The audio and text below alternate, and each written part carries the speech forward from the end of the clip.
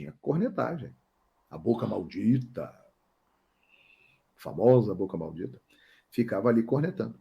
Talvez por viverem longe, num mundo à parte, trabalharem num resort, porque o Ninho do Urubu é um resort de primeiro mundo.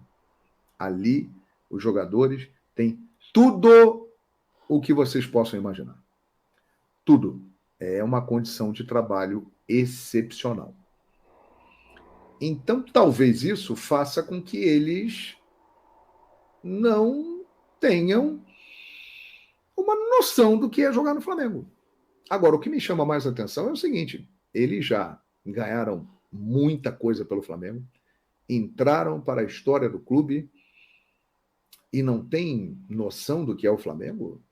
Estão desconectados? Né? Então, é algo realmente que me chama bastante a atenção. Não sabemos o que acontece. O correto dizer é o seguinte: eu nunca vi, e tenho a impressão de que muitos que estão me acompanhando agora vão concordar comigo, um time do Flamengo que não tem vontade. Essa é a mais absoluta verdade. Você até vê em casos isolados, você vê alguns jogadores que estão tentando se doar. O Luiz Araújo, que hoje entrou e se machucou. O Bruno Henrique, em muitos casos, é um cara que entra firme e forte, né?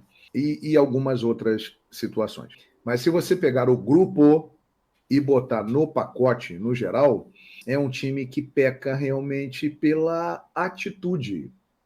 A eliminação do Flamengo para o Olímpia este ano na Libertadores da América, ela foi, talvez, a eliminação mais vergonhosa da história do Flamengo.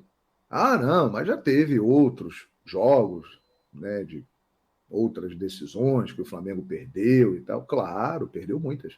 Mas não perdeu nenhuma com a apatia que se viu naquele jogo contra o Olímpia. E aí é que está o ponto a ser cobrado e questionado deste grupo de jogadores, do técnico Jorge Sampaoli, que não conseguiu fazer o time do Flamengo jogar, e da diretoria do Flamengo, que comanda tudo isso. A culpa é da diretoria, porque é ela que contrata e mantém os jogadores e traz o treinador que lá está. Contratou o Vitor Pereira, não deu certo, mandou embora, trouxe o Sampaoli.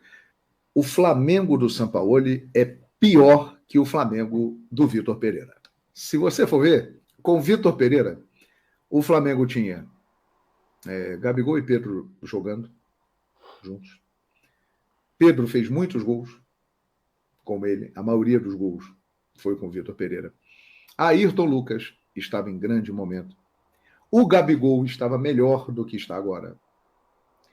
O que pegou mal realmente do Flamengo do Vitor Pereira, além das grandes derrotas e tal, não ganhou nenhum título, mas aquele time do Vitor Pereira, em muitos momentos, apresentou, na minha opinião, um padrão melhor do que o Flamengo do Sampaoli. O Flamengo do Sampaoli, ele fez 2 grandes jogos contra o Fluminense na Copa do Brasil, um grande jogo contra o Grêmio em Porto Alegre na Copa do Brasil, e um primeiro tempo arrasador contra o Vasco no Maracanã. Tirando isso, não fez mais nada. Agora tem um outro detalhe também muito importante. O Flamengo do Sampaoli, ele pode ser dividido no seguinte ponto: antes e depois da agressão do preparador físico a Pedro. Está claríssimo que depois que houve a agressão, que o preparador físico foi mandado embora e que o Sampaoli permaneceu adotando uma postura neutra, não comprando o barulho dos jogadores e tentando apaziguar, como se diz por aí, passar pano, o Flamengo piorou muito. Porque até aquela briga, o Flamengo tinha 24 jogos com o Sampaoli com 2 derrotas. A partir dali, vieram Cuiabá, de uma forma que o Davidson mesmo falou, o time do Flamengo não corre muito e tal. Olímpia, São Paulo, time reserva, e por aí vai. O Flamengo contra o Grêmio foi a melhor partida, após confusão, e se classificou.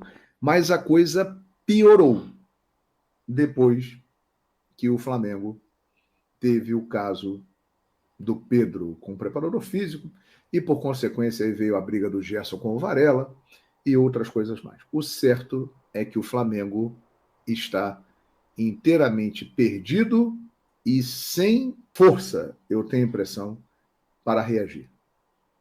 Quem poderia puxar a fila e comandar uma virada está com outros objetivos. Está focado em outras coisas, na vida pessoal, na vida particular.